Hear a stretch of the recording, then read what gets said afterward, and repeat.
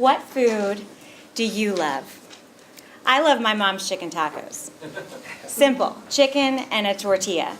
But you come to that dining table and she has a spread of guacamole and homemade salsa, fresh tortillas, pico de gallo, queso fresco, and you are bumping elbows with people just trying to fill your taco. It's a mess, but there's laughter and conversation flows. And every once in a while you can catch Mom leaning back, silent, smiling, because her family is happy and fed and loved. That's what food is. Food is love. And today I want to remind you of that as business leaders. But as consumers, I also want to make you aware that food is business. My mom cooked dinner every night, and though I may not have liked every meal at that table, I never questioned whether it was good for me. My mom loved me, and the food she fed me was a gesture of caretaking.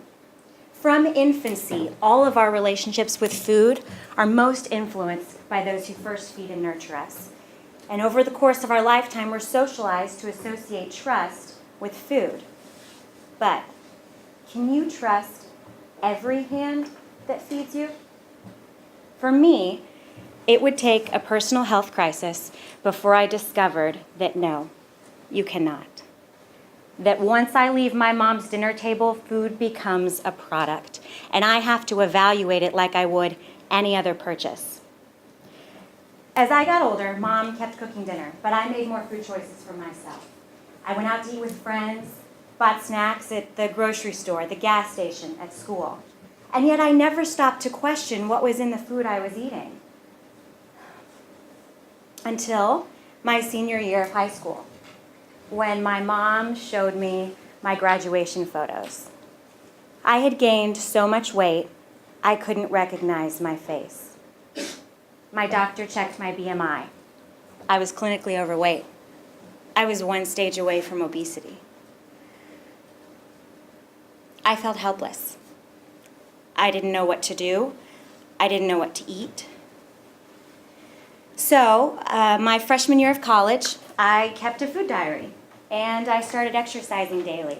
And I took my first nutrition class. And I learned that from calories to chemicals, what's in the food that I eat is something I have to know before I can make a healthy choice. That experience was 10 years and 25 pounds ago. And it's what inspired me to become a dietitian. And whether working to serve kids in a school cafeteria or to implement national nutrition policy in the White House, I take that experience with me.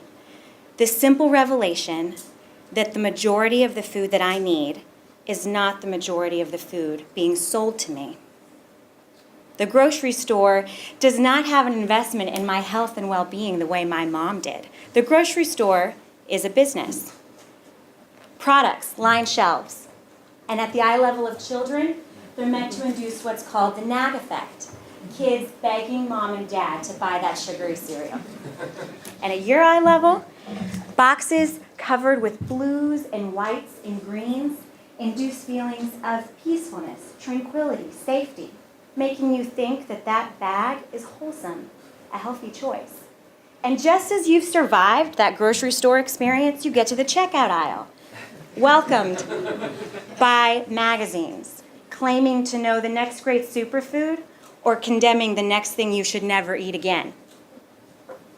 These tactics frustrate all of us in answering a simple question: what should I eat?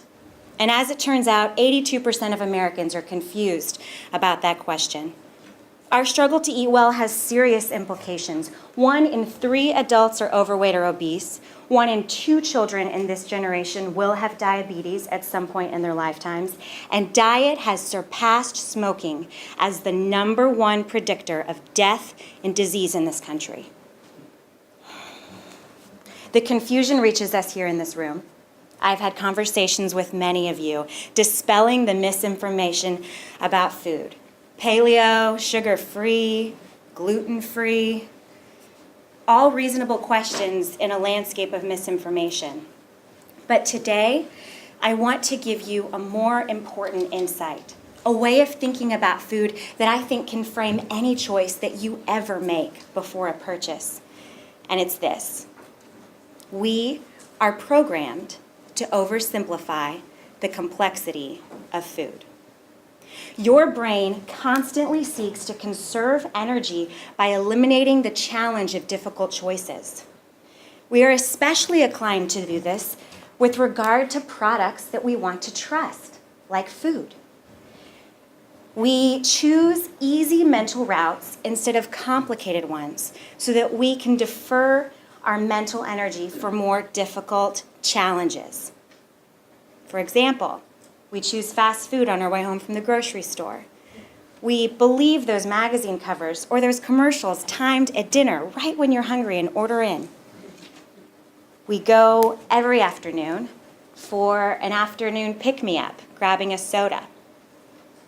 When we repeat these behaviors, your brain forms a feedback loop that eventually needs no decision-making effort at all in order to create that behavior. And what happens is, your brain goes from making active decisions to forming habits. Now, habits are 45% of the behaviors you make every day. And they maintain your productivity. They reduce your mental exhaustion. But in the realm of food, they jeopardize your health. They induce you to believe those nutrition claims, those products that are so conveniently located with just the right message at just the right time, begging to do your thinking for you. Do you know the difference between a claim and the truth? Turns out it could save your health.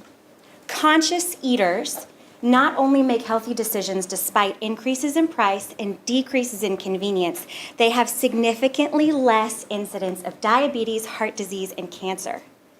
So, how do you become a conscious eater? It starts with committing to educate yourself on what's in your food. You got to learn more to make the right choice. And you'll start to find meaningful terms on the fronts of packages, certified and regulated labels like organic. And you'll start to learn that the word natural has no meaning at all. You may find that most of your nutrition needs are met from fruits and vegetables, lean proteins, water, products that you find on the perimeter of the grocery store. You may start shopping less in the inner aisles. And as you buy those fresh foods, you may be enticed to cook them. And you'll find that just a couple of simple tricks like sautéing or steaming open up a whole new world of food choices. You will become conscious of your decisions. You'll know what's in your food. You'll know whether it's the right amount. And you'll know where it's from.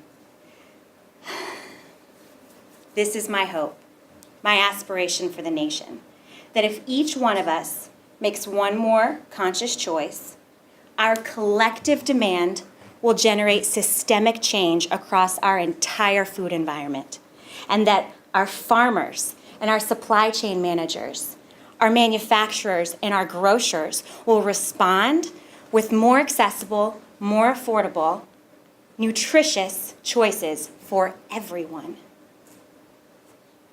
Because food is a business. And as consumers, we have the power to demand what we want with what we purchase. And as business leaders, we have the power to take advantage of this opportunity.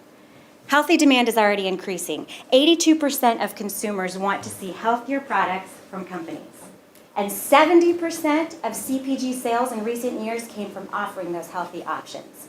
We have the opportunity to meet that demand. We have the opportunity to make the fact that food is love and food is business a shared value. Because that's who we are. We're business leaders and we're consumers. And we'll be making decisions about the food we eat for ourselves and for our loved ones the rest of our lives. And our choices today will shape the food environment of tomorrow. So today, I hope you remember, as business leaders, that food is love. And as consumers, I hope you remember that food is business. And most of all, I hope the next choice you make is a conscious one. Trust me, it's good for you.